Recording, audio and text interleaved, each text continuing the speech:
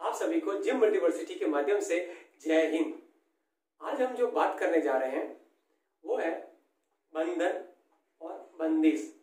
किस तरीके से हम अपने जीवन में ये जो बंधन होते हैं, बंधन के हम इतने जैसे ही बंधन हमने नाम सुना और इसके हमारा सीधा पर्सपेक्टिव देखने का दृष्टिकोण सीधा नकारात्मकता के ऊपर जा टिकता है और फिर वहां से हम हर एक छोटी से लेकर बड़ी क्यों नहीं चीज हो उसके प्रति हम नकारात्मकता से भर जाते हैं, क्योंकि हम सभी जानते हैं कि हर एक शब्द की अपनी फ्रीक्वेंसी होती है, हर एक थॉट की अपनी एक फ्रीक्वेंसी होती है। ये हमें बहुत गहराई में समझना होगा।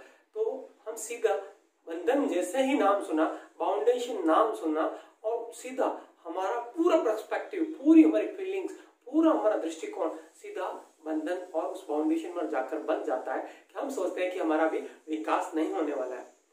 ये आज इसलिए बोल रहे हैं क्योंकि आज के जीवन में हर एक छोटे से लेकर बच्चे से लेकर बड़े बुजुर्ग तक सभी इस बंधन से पीड़ित है और प्रतिपल उस बंधन, हर एक व्यक्ति यह सोचता है कि मुझे इस प्रकार का बंधन है, मुझे इस प्रकार का बंधन है, मुझे इस प्रकार का बंधन है। सभी अपने अपने राग अलापते रहते हैं, लेकिन ये नहीं समझते कि इस बंधन का अगर परमात्मा ने अगर कोई भी चीज बनाई है, अगर ये सभी चीजें अगर कोई निश्चित दूरी पर अपनी पालन नहीं करती अपने नियमों का, तो क्या हम ये यूनिवर्स पर, ये तारे, ये पूरी ब्रह्मांड, ये सभी ऐसे टिके रहते? अगर कोई निश्चित नियम नहीं होता, ग्रेविटी नहीं होती, तो हम इस पृथ्वी पर ऐसे खड़े रह पाते?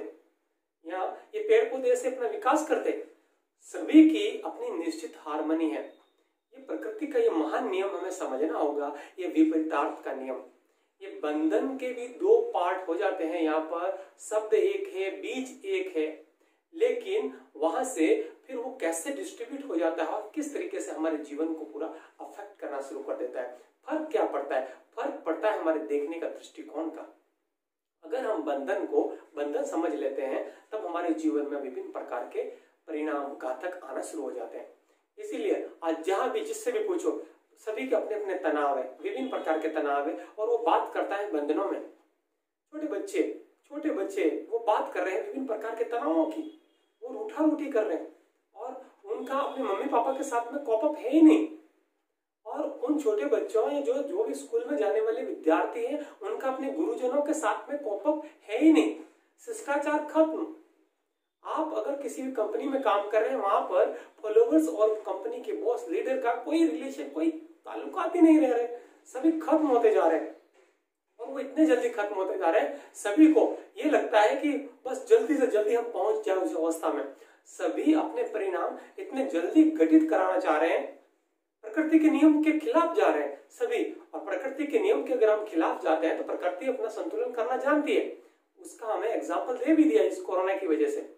और कोरोना में किस तरीके से हमने इस बंधनों को कैसे लिया, सकारात्मक वे से लिया, तो जो जिसने भी सकारात्मक वे से लिया वो इन बंधनों में बच रहे हैं, वो अपने बंधनों को अपना सुरक्षा समझ रहे हैं, आर्मोर समझ रहे हैं। इस तरीके से हम अगर अपने जीवन में समझेंगे, बंधनों को बंधन नहीं समझना है, बंधनों के वो जो हमारे को समझना होगा कि ये जो निश्चित टाइम और समय, ये निश्चित समय और स्थान के अंदर में जो कुछ नियम है ये प्रकृति के, उनको अच्छी तरीके से समझना होगा, तौर तरीकों को समझना होगा, चाहे हम कहीं भी कार्य कर रहे हो।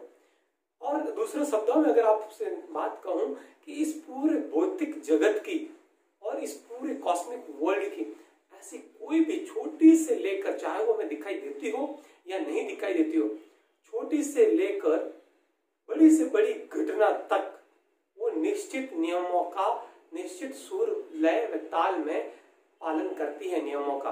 तो आप बंधन को बंधन नहीं समझे, वो उसके विकास की अवस्था समझे कि आपको संपूर्ण अपनी पोटेंशियलिटी को यूज करना है, तब आपको उन नियमों में चलना पड़ेगा, तभी हम अपना पूर्ण विकास पा पाएंगे। तो स्टूडेंट अच्छे तरीके से समझ लें कि हम अपने नियम जल्दी से जल्दी किसी परिणाम को लाने की कोशिश नहीं करें। चाहे हमारा कोई भी बिजनेस है, कुछ भी कार्य है, तो वो निश्चित धीरे धीरे गति से बढ़ेगा। तो किस तरीके से हम बंधन समझते हैं और क्या बंधन, क्या बंदिश में नहीं बदल सकते? बंधन just one kind of energy, just one kind of energy, and here we have to create the art to transform it into the बंदिश। ये जो बंदिश हिंदी सुंदर वर्ड है। ऐसा शब्द आपको शायद ही डिक्शनरी में सुनने को मिले इंग्लिश के अंदर में। इंग्लिश में बंदिश का मतलब फाउंडेशन दे रखा है, फाउंडेशन नहीं है। ये आपको उस ईश्वर की आवाज है, वो उस परमात्मा की, उस बंधनवाद की, उस ईश्वर की उस बंदे को आवाज है जो इस पृथ्वी पर आया हुआ है मेहमान रूप में, और वो ईश्वरीय आवाज है आपके अंदर की। और जब हम अपने बीइंग पर स्थापित हो जाते हैं उन बंधन को, तो ये क्या हो रहा है, यहाँ पर बंधन जो एनर्जी थी उसका ट्रांसफॉर्मेशन हो रहा है, और फिर बंदिश जैसे ही आती है, बंदिश से क्वांटम लीफ ले जाती है। यही जीसस का सिंबल कहता है, यही जीसस का सिंबल कहता है कि किस तरीके से एनर्जी बह रही है और किस तरीके से वर्टिकल लीप लेनी है।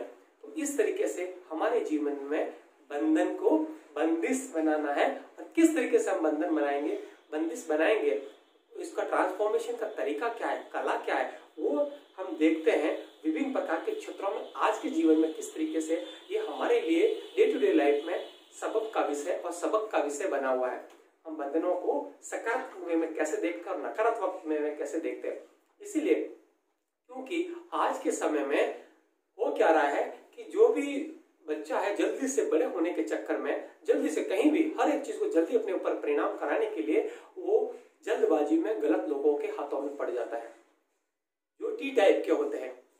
गलत लोगों का साथ पकड़ लेता है, क्योंकि चीजें आकर्षण वाली दिखती है, हर चमकने वाली चीज सोना नहीं होती।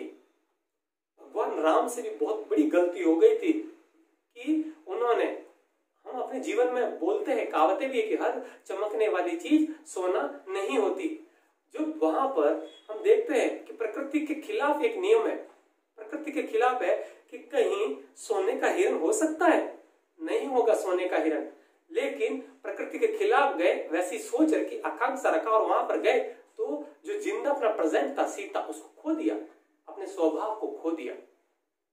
बहुत बड़ी घटना है। तो होता क्या है हमारे जीवन में कि हम भी बाहर वाले चमकने वाली वस्तुओं की तरफ आकर्षित हो जाते हैं और अपने बीइंग से अलग हट जाते हैं और गलत लोगों के हाथों में पड़ जाते हैं। टॉक्सिन प्रकार के कीटाणु लोगों के हाथ में पड़ जाते हैं, चाहे वो कीटाणु यहाँ पर आपको चाहे बुरा लगे चाहे अच्छा लगे, चाहे वो कीटाणु में हम ही क्यों ना हो, मैं अगर अपने बच्चों के लिए हूं, यहाँ पे आप सोचे कैसे, आप मतलब समझ सकते हैं कि पिता, माता पिता, या फिर आपके कोई गार्जियन, या फिर आपके गुरुजन, या फिर आपके फ्रेंड्स, या फिर आपके रिलेटिव में कोई भी इस प्रकार का व्यक्ति जो आपकी संभावनाओं को, जहां पर आपकी संभावनाएं बढ़नी चाहिए, उसको अगर बार बार डिरेल कर रहा है, घटा रहा है, इस प्रकार के लोग जो भी है, जिस भी प्रकार की परिस्थिति में, वो आपके लिए कीटाणु है।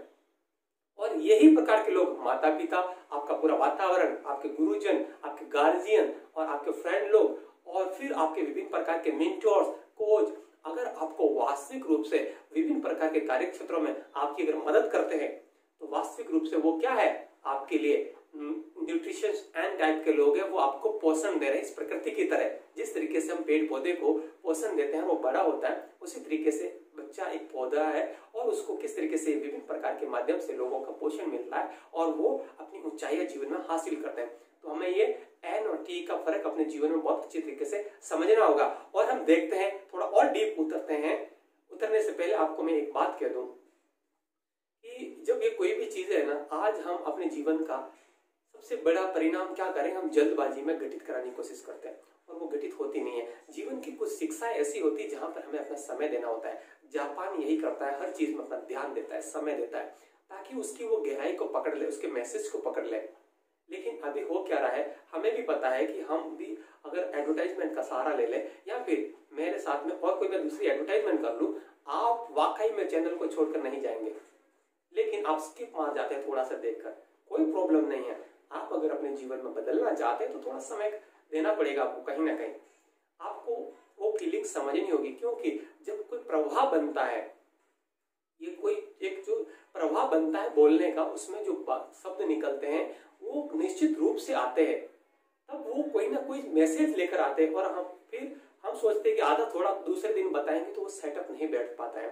तो इसलिए क्या है कि थोड़ा मेरी आपसे ये प्रार्थना है कि आप जल्दी से वीडियो को स्किप करके ना जाए। हो सकता है अपने जीवन में आपको बहुत अमूल्य लेसन सीखने को मिल जाए और आपके माध्यम से, आपके कमेंट के माध्यम से मुझे भी सीखने को मिल जाए।